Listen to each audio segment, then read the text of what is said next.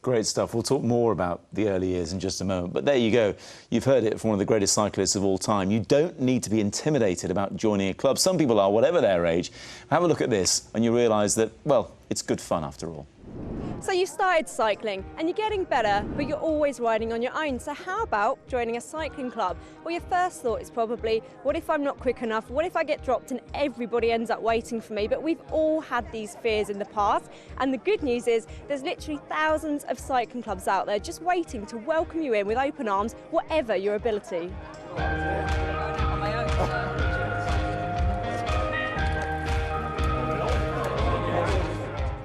So firstly, Paul, tell me a little bit about your involvement with the club.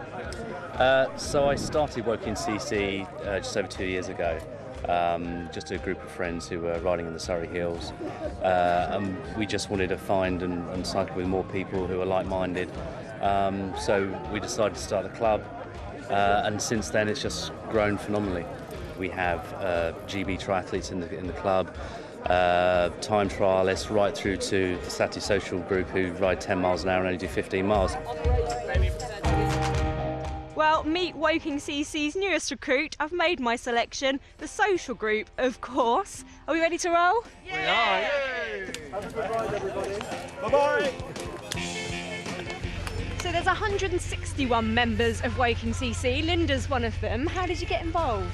Well, I was becoming a bit of a cycling widow because my husband's been a member of the club for 3 years. And I retired last year, and they said, well, we're just starting up a Saturday social ride, why don't you come along?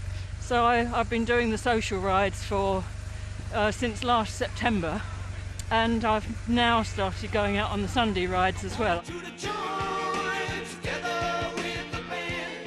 How important is group etiquette and teaching people the basics? It's very important, not only for rider safety, but also for safety of other road users as well. So, we abide by all the laws. We ride 2 by 2 when possible because it's safer, but we also minimise the size of those groups as well. We're not one big road train on the road at all. I knew nothing about bikes. I still don't know a lot, but the guys are always just happy to share their experiences, help you out. Teach you how to change a puncture. Nobody's left behind with Woking CC, everybody's included. I always joke, and the guys always laugh at me when I say this, but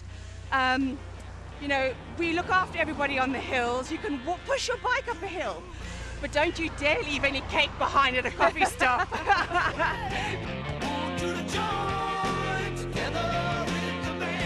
So everyone's well rested here in Windsor after a lovely stop at the cafe break.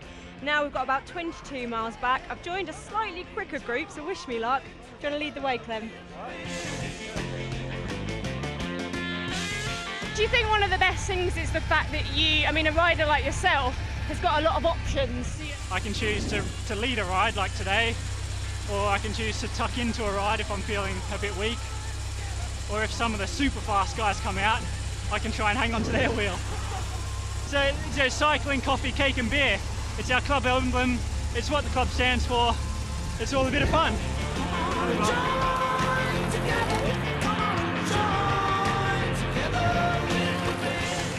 And finally, what would you say to anyone thinking I'm too nervous to join a cycling club? Don't be nervous.